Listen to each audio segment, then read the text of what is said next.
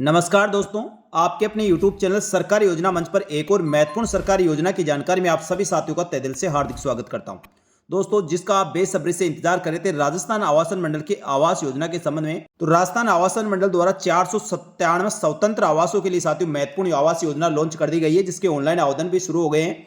इसमें बने बनाए मकान मिलने वाले हैं, तो जो भी आवेदक आवेदन करना चाहते हैं इसमें आवेदन कर सकते हैं। तो साथियों, ये स्कीम कहाँ पर लॉन्च हो रही है, कौन सी कैटेगरी में कितने भूखंड होंगे, कौन इसमें आवेदन कर सकता है, आवेदन करने के लिए शुल्क क्या रहेगी, यानी कितने पैसे आपको जमा कराने होंगे, आवेदन कब से कब तक भरने होंगे, संपूर्ण जानकारी इस वीडियो में दी जाएगी। इसलिए वीडियो को पूरा अंत तक देखें।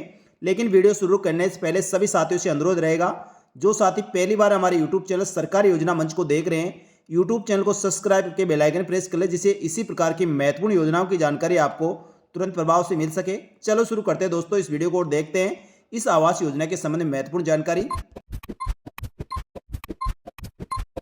साथियों, राजस्थान आवासन मंडल की आवास योजना का आप इंतजार करें तो अब आपका इंतजार खत्म हुआ। राजस्थान आवासन मंडल द्वारा एक और नई महत्वपूर्ण आवास योजना लॉन्च कर दी गई है। इसमें स्वतंत्र निर्मित मकान होंगे, यानी साथियों इंडिविजुअल प्लॉटों के लिए आवास योजना लॉन्च की गई है। तो राजस्थान सरकार की सरकारी स्कीम में आप प्लॉट लेना चाहते हैं, भूखंड लेना चाहते हैं, तो साथियों इस योजना के लिए आवेदन कर सकते हैं। ये योजना राजस्थान आवासन मंडल द्वारा गोपालपुरा आवास योजना के नाम से योजना विकसित की जाएगी।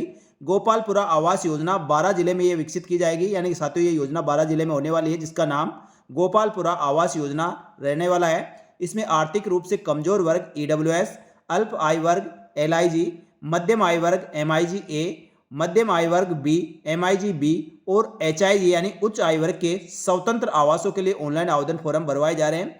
तो जो भी आवेदक इसके लिए आवेदन करना चाहते हैं, तो आवेदन फॉर्म भरने का कार्यक्रम इस प्रकार रहेगा। ऑनलाइन आवेदन पत्र 17 अगस्त 2026 से लेकर 16 सितंबर 2026 तक आप ऑनलाइन आवेदन फॉर्म भर सकते हैं। आवेदन करने की अंतिम तिथि 16 सितंबर 2026 रहेगी। जो राजस्थान आवासन मंडल की ऑफिशियल वेबसाइट rhb.rajasthan.gov.in के माध्यम से आपको ऑनलाइन आवेदन करना होगा। और योग्य आवेदकों की वरीयता निर्धारण हेतु अस्थायी प्रकाशन की सूची, स्थायी सूची, आपेक्ष प्रस्तुत करने की अंतिम तिथि, वरीयता निर्धारण हेतु योग्य आवेदकों की स्थायी सूची, वरीयता निर्धारण हेतु लॉटरी का आयोजन तिथि और स्थान, इन सभी की जानकारी राजस्थान आवासन मंडल द्वारा ऑनलाइन आवेदन भरने की अंतिम तिथि के बाद अपनी वेबसाइट पर अपलोड कर दी जाएगी। राजस्थान आवासन मंडल की इस स्कीम की अधिक जानकारी और इससे संबंधित किसी प्रकार कोई भी आपका डाउट है तो साथियों उप आवासन आयुक्त के इसमें नंबर दिए गए हैं, कॉन्टैक्ट नंबर, साथ ही आवासीय अभियंता के नंबर भी दिए गए हैं, इस पर आप संपर्क कर सकते हैं, अधिक जानकारी आप प्राप्त कर सकते हैं। राजस्थान आवासन मंडल की ऑफिशियल वेबसाइट rhb.rajasthan.gov.in के माध्यम से ऑनलाइन आवेदन फॉर्म भरे जाएंगे। ऑफलाइन किसी भी आवेदन का आवेदन स्वीकार नहीं किया जाएगा। आवेदन फॉर्म 354 रुपए की पंजीकरण राशि के साथ आपको इसमें पंजीकरण करना होगा। पंजीकरण भुगतान आपको RHBMS पोर्टल के माध्यम से जमा करवाना होगा, जिसमें साथियों आप इंटरनेट बैंकिंग के माध्यम से या ऑफलाइन चेक DD के माध्यम से जमा करा सकते हैं। राजस्थान आवासन मंडल के खाते में किसी भी अन्य माध्यम RTGS NEFT के माध्यम से चेक DD से सीधे भुगतान मान्य नहीं किया जाएगा और इस प्रकार के भुगतान जो भी करेगा उसका आवेदन फॉर्म निरस्त कर दिया जाएगा। और सभी आवेदक आवेदन करने से पहले इसकी पूरी जो बुकलेट राजस्थान आवासन मंडल की ऑफिशियल वेबसाइट पर डाली हुई है, जिसका लिंक मैं हमारे इस वीडियो के डिस्क्रिप्शन बॉक्स में दे दूंगा, वहां से इसको डाउनलोड करके पूरी एक बार गाइडलाइन को जरूर पढ़ ले।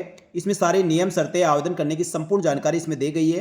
तो गोपालपुरा आवास योजना में आवेदन करने वाले आवेदकों को सबसे पहले इस बात का ध्यान रखना चाहिए, कौन सी कैटेगरी में आपको आवेदन करना है, कौन सी श्रेणी आपकी है और कौन सी कैटेगरी के लिए कितने भूखंड है। तो सबसे पहले साथियों कैटेगरीवार आवासों की संख्या और उसकी साइज और कितना अनुमानित उसका अमाउंट रहेगा, यानी कितने का आपका भूखंड पड़ने वाला है। तो EWS के लिए आवेदन करने वाले आवेदकों के लिए अनुमानित भूखंडों की संख्या 174 है और 55 स्क्वायर मीटर का होगा। इसमें साथियों 38.79 स्क्वायर मीटर बना हुआ रहेगा, जिसकी कीमत 16.50 लाख रुपए रहेगी। अल्प आय वर्ग के 103 भूखंड है, जिसमें 72 स्क्वायर मीटर का एरिया रहने वाला है। बना हुआ इसमें से 46.33 स्क्वायर मीटर रहेगा और 19.85 लाख इसकी कीमत रहने वाली है। इसी प्रकार MIG A में आवेदन करने वाले आवेदकों के टोटल भूखंड 87 होने वाले हैं, जिसका एरिया 90 स्क्वायर मीटर का होने वाला है, जिसमें से 63.50 स्क्वायर मीटर में बना हुआ रहेगा और 28.33 लाख रुपए इसकी कॉस्ट रहने वाली है। इसी प्रकार मध्यम आय वर्ग यानी MIG B के लिए 80 भूखंड हो गए, जिसका एरिया 144 स्क्वायर मीटर रहेगा, जिसमें से बना हुआ 102.65 स्क्वायर मीटर रहने वाला है, जिसकी अनुमानित कीमत 40.10 लाख रुपए रहेगी। उच्च आय वर्ग यानी HIG के टोटल 53 भूखंड हो गए, जिसका एरिया 220 स्क्वायर मीटर का रहने वाला है, 144.71 स्क्वायर मीटर में बना हुआ रहेगा, जिसकी अनुमानित कीमत 61 लाख रुपए रहेगी। इस प्रकार साथियों AWS, LIG, MIG-A, MIG-B और HIG के टोटल 497 भूखंड होंगे जिसके लिए ये आवास योजना लॉन्च की गई है। यानी इसमें 497 स्वतंत्र आवास होंगे जिसके लिए ऑनलाइन आवेदन फॉर्म भरवाए जा रहे हैं। साथ ही इस अनुमानित आवासों की संख्या में परिवर्तन किया जा सकता है, यानी साथ ही इसको घटाया बढ़ाया जा सकता है। साथ ही जो अनुमानित कीमत रखी गई है, साथ ही भवन निर्माण में जो कॉस्ट कीमत लगेगी, जो सामान लगेगा, उसमें यदि बाजार भाव में उतार चढ़ाव आता है तो इसकी अनुमानित कीमत में भी बढ़ोतरी हो सकती है या कमी हो सकती है। ये साथियों आपको मकान का जब फाइनल पोजीशन दिया जाएगा, जब इसकी वास्तविक कीमत होगी, ये अनुमानित कीमत है। वैसे साथियों राजस्थान आवास मंडल का मुख्य उद्देश्य आमजन का घर का सपना पूरा करने के लिए जो वहाँ की बाजार रेट होती है उससे काफ़ी सस्ते भूखंड नियमित आवास और फ्लैट उपलब्ध कराए जाते हैं। तो साथियों जो भी इच्छुक आवेदक है इस योजना के लिए आवेदन कर सकते हैं। इस योजना के मुख्य बाजार 12 से साथियों इसकी दूरी क्या रहने वाली है, तो रेलवे स्टेशन से इसकी दूरी की बात करें तो 3.5 किलोमीटर दूरी रहने वाली है। बस स्टैंड से 3.5 किलोमीटर और कृषि उपज मंडी से 4.3 किलोमीटर इसकी दूरी रहने वाली है। यानी साथियों जो 12 डिस्ट्रिक्ट है, जो डिस्ट्रिक्ट हेडक्वार्टर है, वहाँ से बहुत ही कम दूरी पे, यानी साथियों मेन डिस्ट्रिक्ट में ये आवास योजना है। तो जो भी आवेदक आवेदन करना चाहते हैं एक बार लोकेशन देख सकते हैं और लोकेशन देख के भी आवेदन कर सकते हैं। वैसे साथियों 12 जो हेडक्वार्टर है वहीं पे साथियों ये आवास योजना है, ज़्यादा दूरी पर नहीं है, तो काफ़ी अच्छी लोकेशन पर ये आवास योजना होने वाली है। पंजीकरण की पात्रता और शर्तें साथियों इसमें देख सकते हैं, कौन इसके लिए आवेदन कर सकते हैं। तो साथियों कोई भी भारतीय नागरिक यानी साथियों भारत का कोई भी निवासी इसमें आवेदन कर सकता है, लेकिन उसकी आयु 18 वर्ष से कम नहीं होनी चाहिए, यानी 18 वर्ष से अधिक आयु का कोई भी व्यक्ति इसमें आवेदन कर सकते हैं। तो भारत का कोई भी नागरिक साथियों इसमें आवेदन करने वाला है तो आवेदन करने से पहले इसकी पात्रता और शर्तें जरूर देख ले, उसके पश्चात आवेदन करें। आवेदन करने वाले आवेदक साथियों नियम शर्तें देखकर उसके पश्चात आवेदन करें।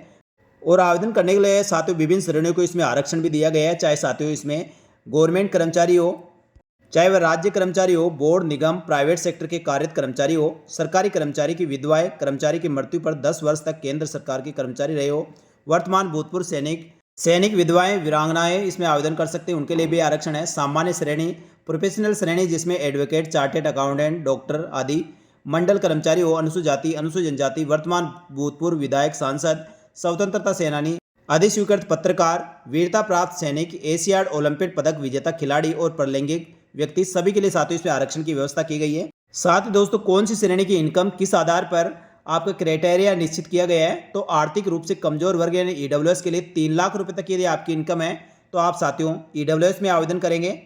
आवेदन करने के लिए साथियों पंजीकरण शुल्क 7,000 प्लस 1% जीएसटी यानी 7,070 रुपये, आवेदन शुल्क 354 रुपये रहेगी। साथ ही प्रोसेसिंग फीस 390 रुपये। इस प्रकार आवेदन करने के लिए 8,014 रुपये ईडब्ल्यूएस श्रेणी को चाहिए होंगे। इसी प्रकार अल्प आय वर्ग की बात करें जिनकी इनकम 3,01,000 रुपये से लेकर 6 लाख तक है तो उनके पंजीकरण शुल्क 15,150 रुपये लगेगी। साथ ही आवेदन शुल्क 354 रुपये, प्रोसेसिंग शुल्क 826, इस प्रकार 16,330 रुपये आपको जमा कराने होंगे। मध्यम आय वर्ग यानी MIG-A के लिए इस श्रेणी में वह आवेदक आवेदन कर सकते हैं जिनकी इनकम 6,01,000 रुपये से लेकर 12 लाख तक है, उनके 52,500 रुपये पंजीकरण राशि, आवेदन शुल्क 354 रुपये, प्रोसेसिंग फीस 1,180, इस प्रकार 54,034 रुपये जमा कराने होंगे। मध्यम आय वर्ग यानी MIG-B के लिए जिनकी इनकम 12,01,000 रुपये से लेकर 18 लाख तक है उनकी साथियों पंजीकरण शुल्क 84,000 रुपये, आवेदन शुल्क 354 रुपये और प्रोसेसिंग फीस रहेगी 1,770, इस प्रकार 6,124 रुपये जमा कराने होंगे। इसी प्रकार में जो आवेदक उच्च आय वर्ग में आते हैं जिनकी इनकम 18,01,000 रुपये से अधिक है वह HIG श्रेणी में आवेदन कर सकते हैं। इसमें साथियों 1,26,000 रुपये पंजीकरण शुल्क, आवेदन शुल्क 354 रुपये, प्रोसेसिंग फीस 2,360 रुपये, इस प्रकार 1,28,714 रुपये आपको आवेदन फॉर्म भरने के लिए चाहिए होंगे। तो साथियों इसमें विभिन्न श्रेणियों के लिए ऑनलाइन आवेदन फॉर्म भरने की ये पूरी फीस रहेगी, जिसमें से साथियों 154 रुपये आपके पंजीकरण शुल्क है और प्रोसेसिंग शुल्क आपकी अलग अलग कैटेगरी के हिसाब से है। साथ ही पंजीकरण राशि भी अलग अलग कैटेगरी के हिसाब से अलग अलग निर्धारित की गई है। तो आवेदन करने वाले आवेदक अपनी इनकम देख ले, आपकी इनकम कौन सी श्रेणी में आ रही है और उसी श्रेणी में आप आवेदन करें, क्योंकि साथियों आपके भूखंड निकलता है तो बाद में आपको इनकम सर्टिफिकेट भी देना होगा। इसमें साथियों जो भूखंड ऑनलाइन लॉटरी के माध्यम से आवंटन किए जाएंगे, इसमें नगद भुगतान और किराया पद्धति 2 तरह से आपके भूखंड अलॉट होंगे। इसमें निर्मित आवासों में से 45% नगद भुगतान और 55% किराया पद्धति पर आवंटित किए जाएंगे।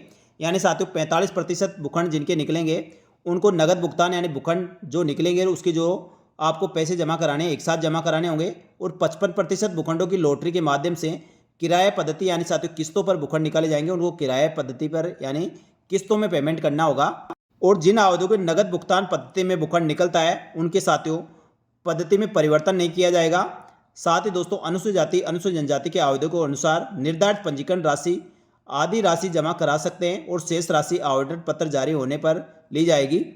इसी प्रकार वर्तमान भूतपूर्व सैनिक उनकी वीरांगनाओं को पंजीकरण राशि का 10% जमा कराना होगा और शेष राशि आवंटन पत्र जारी होने पर की जाएगी। प्रकार सामान्य और वरिष्ठ पंजीकरण योजना के तहत पूर्व ग्रहण राशि भी जमा करानी होगी जो साथियों तालिका 4 में दी गई है। इसमें आपको अपने आवास आरक्षित करने तो पूर्व ग्रहण राशि ली जाएगी जो 3 किस्तों में जमा करानी होगी। इसमें आर्थिक रूप से कमजोर वर्ग आय के लिए 7,000 रुपये पंजीकरण राशि आपकी हो गई। उसके अलावा पूर्व ग्रहण राशि आपको 3 किस्तों में देनी होगी 5-5 हज़ार रुपये। इस प्रकार टोटल आपके 22,000 रुपये जमा होंगे। अल्प आय वर्ग में पंजीकरण राशि 15,000 रुपये आप आवेदन फॉर्म भरते हैं तब जमा होंगे। बाकी साथियों पूर्व ग्रहण राशि आपको 3 किस्तों में 10-10 हज़ार रुपये जमा करानी होगी। इस प्रकार टोटल आपके 45,000 रुपये जमा हो जाएंगे। मध्यम आय वर्ग में पंजीकरण राशि आपकी 50,000 रुपये जमा होगी और जो साथियों अनुमानित धरोहर राशि रहेगी वो 10% पंजीकरण राशि के शेष राशि का प्रतिशत रहेगा जो प्रथम किस्त में 35%, दूसरी किस्त में आपका 30% और तीसरी किस्त में भी 30% जमा होगा। इसी प्रकार मध्यम आय वर्ग यानी MIG B में 80,000 रुपये आपकी पंजीकरण राशि जमा हो जाएगी। उसके पश्चात 35%, 30% और 30% राशि जमा करानी है। उच्च आय वर्ग में 1,20,000 रुपये पहले जमा होंगे और उसके पश्चात साथियों धरोहर राशि के रूप में 35%, 30% और 30% राशि आपको जमा करानी होगी। तो साथियों ये आपके ऑनलाइन आवेदन फॉर्म भरने के पश्चात लॉटरी निकालने से पहले ये राशि जमा करानी होती है। आरक्षण पत्र के अनुसार प्राप्त की जाने वाली किस्त की राशि नियमानुसार GST राशि अलग से देनी होगी।